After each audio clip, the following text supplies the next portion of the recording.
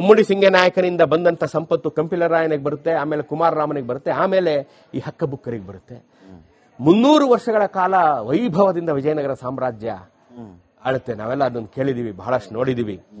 ಆಗ ವಿಜಯನಗರದ ಅರಸರು ಈ ದಸರಾವನ್ನ ಪರಾಕಾಷ್ಠೆಗೆ ತಗೊಂಡು ಹೊರಟೋಗ್ತಾರೆ. ಅದು ನ ಭೂತೋ ನ ಭವಿಷ್ಯತಿ. ಇವತ್ತಿಗೂ ನಾವು ಅಂತ ಹಬ್ಬ ಮಾಡಕ್ಕಾಗಲ್ಲ.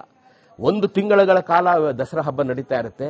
ಪ್ರಪಂಚದೆಲ್ಲೆಡೆಯಿಂದ ಪ್ರವಾಸಿಗರು ಬರ್ತಾ ಇರ್ತಾರೆ. ಚೈನಾ, ಪರ್ಷಿಯಾ, ಅರಬ್, ಪೋರ್ಚುಗೀಸು, ಡಚ್ಚು ಎಲ್ಲರೂ ಬರ್ತಾ ಇರ್ತಾರೆ.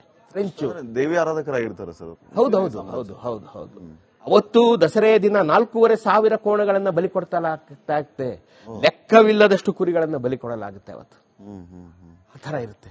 ಸೊ ಅವತ್ತಿನ ಪ್ರವಾಸಿಗರು ಬಂದಂತ ಪೋರ್ಚುಗೀಸ್ ಪ್ರವಾಸಿಗರು, ಡೊಮಿಂಗೋ ಪಿಯಾಸ್ ಅಂತ ಒಬ್ಬ ಇದ್ದಾನೆ, ನ್ಯೂನಿಚ್ ಅಂತ ಒಬ್ಬ ಇದ್ದಾನೆ, ನಿಕೋಲಾ ಕೋಂಟೆ ಅಂತ ಒಬ್ಬ ಇದ್ದಾನೆ, ಅಬ್ದುಲ್ ರಜಾಕ್ ಅಂತ ಒಬ್ಬ ಇದ್ದಾನೆ. ಇವರೆಲ್ಲ ಪ್ರವಾಸಿಗರು ಬಂದು ದಸರವನ್ನ ಕಣ್ಣಲ್ಲಿ ನೋಡಿ, ಆ ಡೊಮಿಂಗೋ ಪಿಯಾಸ್ ಪೋರ್ಚುಗೀಸ್ ಪ್ರವಾಸಿ ಏನ್ ಹೇಳ್ತಾನೆ ಕೊನೆಯಲ್ಲಿ, ನನ್ನ ಕೈಯಲ್ಲಿ ಈ ವೈಭವವನ್ನ ಇನ್ನು ವರ್ಣಿಸಲಾರೆ, ನನಗ್ ಸಾಕಾಗೋಯ್ತು, ಇದು ವರ್ಣನೆ ನನಗ್ ಸಾಕಾಗೋಯ್ತು, ನನ್ನ ಕೈಲಿ ಆಗಲ್ಲ ಇದು ಅಂತ ಬಿಟ್ಬಿಡ್ತಾನೆ. ಆ ವೈಭವನ ಅವನ ಕೈಲಿ ವರ್ಣನೆ ಮಾಡಕ್ಕೆ ಆಗಲ್ಲ, ಪದಗಳೆಲ್ಲ ಮುಗಿದೋಯ್ತು ನಂದು, ವಿಜಯನಗರದ ವೈಭವವನ್ನು ನಾನಿನ್ನು ವರ್ಣಿಸಲಾರೆ ಅಂತ ಹೇಳ್ತಾನೆ. ಅವನು ಎಂಥ ಅದೃಷ್ಟವಂತ ಅಂದ್ರೆ, ಕೃಷ್ಣದೇವರಾಯನ ಪರ್ಸನಲ್ ಆಗಿ ಭೇಟಿ ಮಾಡಿ ಅವನ ಹ್ಯಾಂಡ್ ಶೇಕ್ ಮಾಡದಂತ ಪುಣ್ಯವಂತ ಪ್ರವಾಸಿಗ ಇವನು ಡೊಮಿಂಗೋ ಪಿಯಾಸ್. ಕೃಷ್ಣದೇವರಾಯರನ್ನ ಭೇಟಿ ಮಾಡೋದು ಅಂದ್ರೆ ಅದು ಅಸಾಧ್ಯ, ದುಸ್ಸಾಧ್ಯವಾದಂಥದ್ದು. ಅಂಥ ಹೈ ಪೋಸ್ಟ್ ಆವತ್ತಿನ ಕಾಲಕ್ಕೆ ಕೃಷ್ಣದೇವರಾಯರದ್ದು ಅಥವಾ ವಿಜಯನಗರದ ಅರಸರದ್ದು ಅಂದ್ರೆ. ಯಾಕೆಂದ್ರೆ ಬೆಂಗಾಲಿಂದ ಶ್ರೀಲಂಕಾವರೆಗೆ ಹರಡಿದ್ದಂತ ಕರ್ನಾಟಕ ಸಾಮ್ರಾಜ್ಯದ ದೊರೆ ಅಧಿಪತಿಯನ್ನ ನೀನ್ ಮೀಟ್ ಮಾಡೋದು ಅಂದ್ರೆ ಅದು ಇಟ್ಸ್ ಆಲ್ಮೋಸ್ಟ್ ನಿಯರ್ಲಿ ಇಂಪಾಸಿಬಲ್. ಅದು ಅಂತವರನ್ನ, ಈ ಪ್ರವಾಸಿಗರನ್ನ, ಪೋರ್ಚುಗೀಸ್ನಿಂದ ಬಂದಿರತಕ್ಕಂಥ ಪ್ರವಾಸಿಗರನ್ನ ಕೃಷ್ಣದೇವರಾಯರು ಖುದ್ದು ಕರೆಸಿ ಅವರನ್ನ ಮಾತಾಡಿಸಿ ರಾಜನಿಗೆ ಹ್ಯಾಂಡ್ ಶೇಕ್ ಮಾಡೋದಿದೆಯಲ್ಲ, ದಟ್ ಇಸ್ ನೆಕ್ಸ್ಟ್ ಲೆವೆಲ್ ಗೌರವ. ಅದು ನಾಲ್ವಡಿ ಕೃಷ್ಣರಾಜ ಒಡೆಯರಿಗೆ ಈ ಮೈಸೂರು ಸಂಸ್ಥಾನದಲ್ಲಿ ಹ್ಯಾಂಡ್ ಶೇಕ್ ಮಾಡ್ತಾ ಇದ್ದ ಒಬ್ಬನೇ ಒಬ್ಬ ಯುರೋಪಿನ ಅಧಿಕಾರಿ, ಜನ್ಮನ್ನಿನ ಕ್ರಿಂಬಿಗಲ್ ಸಾಹೇಬರು, ನಮ್ಮ ಲಾಲ್ಬಾಗನ್ನ ನೋಡ್ಕೊಂಡಂತ ಕ್ರಿಂಬಿಗಲ್ ಸಾಹೇಬರು, ಅವರು ಮಾತ್ರವೇ ಹ್ಯಾಂಡ್ ಶೇಕ್ ಮಾಡ್ತಾ ಇದ್ದಿದ್ದು, ಬೇರೆಯವರು ಯಾರೂ ಮಾಡ್ತಾ ಇರಲಿಲ್ಲ. ಅಂದ್ರೆ ಲೆಕ್ಕ ಹಾಕಿ ಅವ್ರಿಗೆ ಎಷ್ಟು ಗೌರವ ಆಯಿತು. ಒಬ್ಬ ರಾಜನಿಗೆ ಅವನನ್ನ ಸ್ಪರ್ಶ ಮಾಡೋದು ಇದೆಯಲ್ಲ, ಅದು ನೆಕ್ಸ್ಟ್ ಲೆವೆಲ್.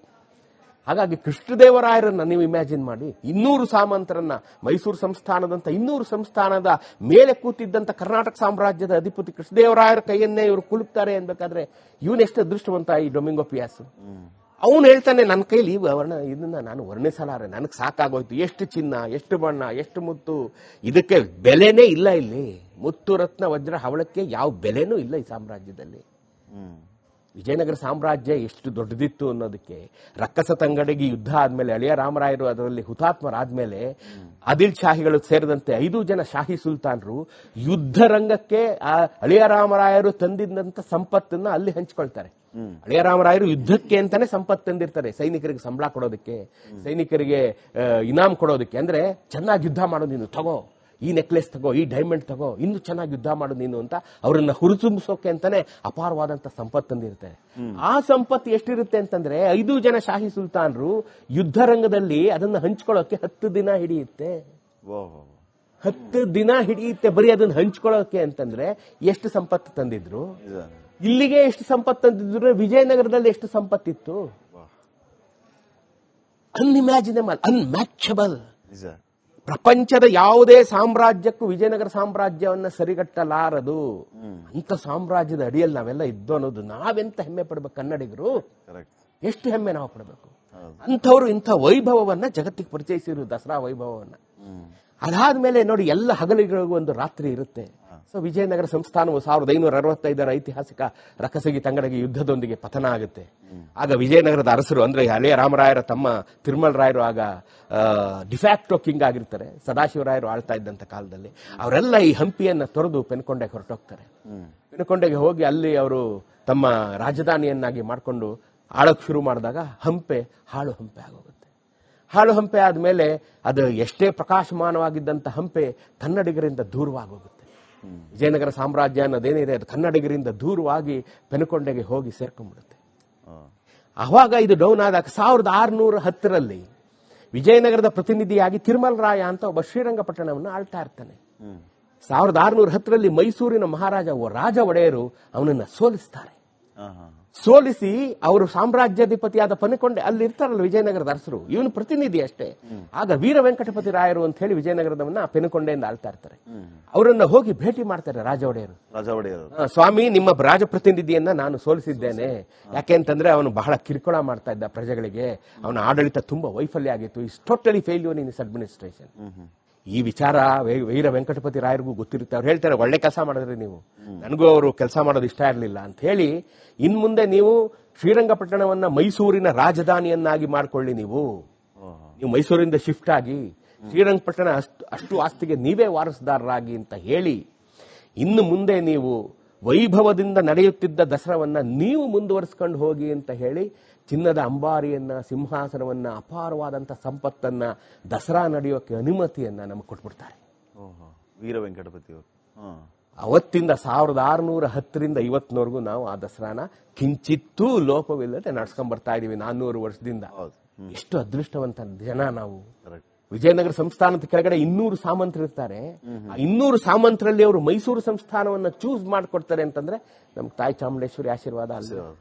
ಅವತ್ತು ಶುರುವಾದ ದಸರಾ ಇವತ್ತು 2025ಕ್ಕೆ ಬಂದಿದ್ದೀವಿ. 1600, 400, 2000, 2000, ಒಂದು 25, 2010 ಅಂದ್ರೆ 415 ವರ್ಷ ಆಯ್ತು ಇವತ್ತು ದಸರಾ ಶುರುವಾಗಿ. ಇನ್ನು ನಾವು ಇಷ್ಟು ವಿಜೃಂಭಣೆಯಿಂದ ನಡ್ಸ್ಕೊಂಡ್ ಬರ್ತಾ ಇದೀವಿ. ಸೂರ್ಯ ಚಂದ್ರ ಎಲ್ಲಿವರೆಗೆ ಇರುತ್ತೆ ಅಲ್ಲಿವರೆಗೆ ಮೈಸೂರಲ್ಲಿ ದಸರಾ ನಡೆಯುತ್ತೆ. ಸರ್, ನೀವೆಷ್ಟು ವರ್ಷ ಆಯ್ತು ದಸರಾ ನೋಡಕ್ ಸ್ಟಾರ್ಟ್ ಮಾಡಿ? ನಾನು 72ರಿಂದ ದಸರಾ ನೋಡಕ್ ಶುರು ಮಾಡಿದ್ದೀನಿ. ಆಲ್ಮೋಸ್ಟ್ ಇನ್ನೊಂದು 2 ವರ್ಷಕ್ಕೆ 60 ವರ್ಷ ಆಗೋಗುತ್ತೆ ಅನ್ಕೋತೀನಿ.